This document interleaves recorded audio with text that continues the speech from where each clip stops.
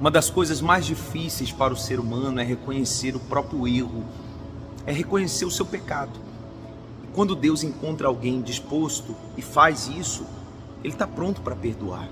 A dificuldade está na própria pessoa reconhecer e se voltar para Ele, se humilhar diante dele.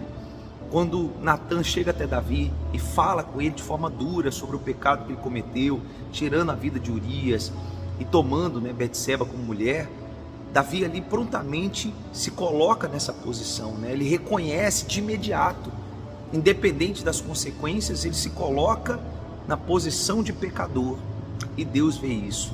Quando a gente fala que Davi tinha um coração segundo o coração de Deus, é justamente também por isso, porque a reação que ele teve diante da repreensão foi a melhor possível, diferente de tantos outros que a gente até leu aqui ao longo desses capítulos que a gente tem lido da Bíblia até aqui. Que isso possa servir como lição para você e para mim, diante dos erros, das falhas que nós cometemos, porque nós somos seres humanos. Você não é perfeito, eu também não sou, mas que nós possamos ter esse coração disposto a reconhecer as nossas fraquezas e pedir ajuda a Deus.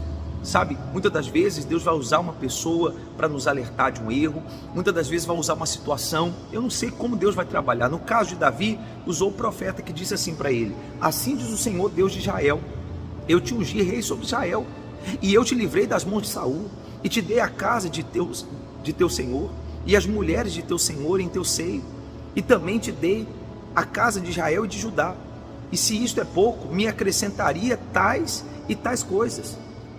É muito forte. Por que, pois, desprezaste a palavra do Senhor, fazendo o mal diante dos seus olhos?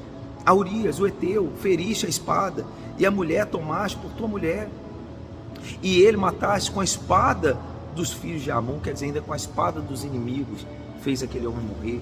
Mas a resposta de Davi, aqui no finalzinho, versículo 13, diz assim: então disse Davi a Natan: pequei contra o Senhor. E disse Natan a Davi: também o Senhor perdoou o teu pecado, não morrerás. Mas aí ele vai falando o que viria a acontecer com Davi, que a sua casa teria sempre a espada um contra o outro, e tantos males que aconteceria. Deus não conseguiria livrar ele das consequências, mas a paz, o refrigério que acontece em Davi, por esse perdão de Deus e por essa confissão dele diante de Deus, isso fez toda a diferença para o seu relacionamento com Deus e para a sua caminhada a partir dali. Aí no capítulo 13, fala de algo terrível que já começa a acontecer, As consequências já vinha, O mal já trabalhando para causar muita dor dentro da casa de Davi, e quando um irmão acaba se deitando com a outra irmã, com a própria irmã. E o versículo 14 diz bem assim, e chama muita atenção isso, porque o pecado provoca isso, Porém ele não quis dar ouvidos à sua irmã, à sua voz, Antes, sendo mais forte do que ela, a forçou e se deitou com ela. Quer dizer, Amnon deita com Tamar. Depois Amnon sentiu grande aversão por ela, pois maior era o ódio que sentiu por ela do que o amor com que a amara. E disse-lhe Amnon: levanta-te e vai. E a Bíblia fala que ele expulsa ela. Então, olha só como o diabo, o mal, o pecado é algo destrutivo, e como o diabo trabalha de forma a causar tanta dor, Primeiro ele incitou esse rapaz, esse homem, o Amnon, filho de Davi, a deitar com a irmã, criou até uma situação, pegou lá o conselho de um amigo, endemoniado, que falou para ele como ele poderia agir para poder forçar a própria irmã. E ali, ele, quando consegue o que ele queria, ele sente uma aversão. Quer dizer, o que o diabo faz, ele cria uma fantasia diante do pecado, sabe? Ele enfeita, como diria o ditado, enfeita o pavão de uma maneira tão bonita, que a pessoa acaba se rendendo ao pecado. Mas quando ela pratica o pecado, a aversão, o sentimento, a sensação que se tem é muitas vezes pior do que a pessoa antes de praticar o pecado, o erro. E olha só como ele reagiu. E não é isso que tem acontecido de repente com você.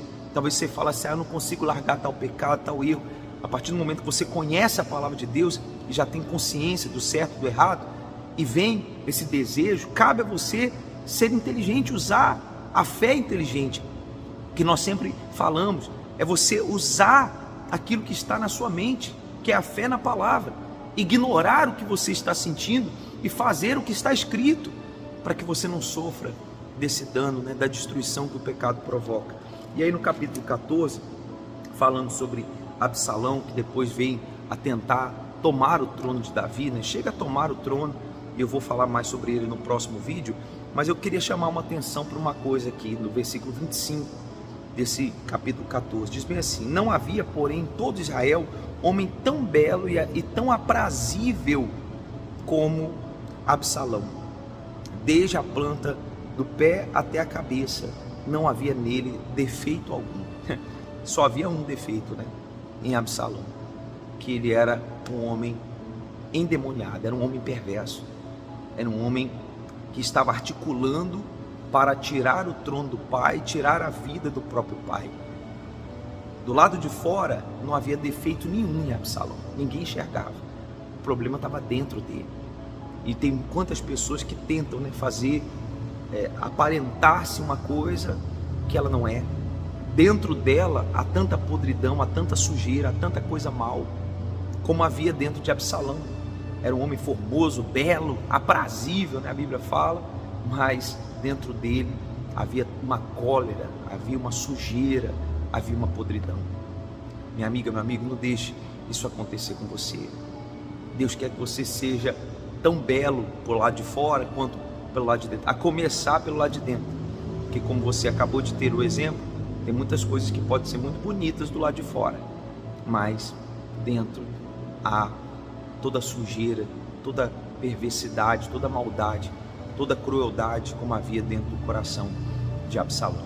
Então tome cuidado com as armadilhas que o mal cria. Ele nunca vai se apresentar de uma forma feia, As imagens que tentam retratar o mal, o diabo, aquela imagem feia, grotesca, você pode ter certeza que não será assim que o mal irá se apresentar diante da sua vida, porque se assim acontecesse, você logo fugiria. Mas se é algo belo, bonito, aprazível, quer dizer, você quer se aproximar. E aí está o grande pulo do gato, se a gente pode dizer assim, a grande armadilha do mal. Tome cuidado, vigie e guarde a sua fé, tá bom? Se essa palavra te ajudou, curta, comente, compartilhe e se prepare para o próximo vídeo se inscrevendo aqui no nosso canal. Que Deus abençoe e até o nosso próximo vídeo.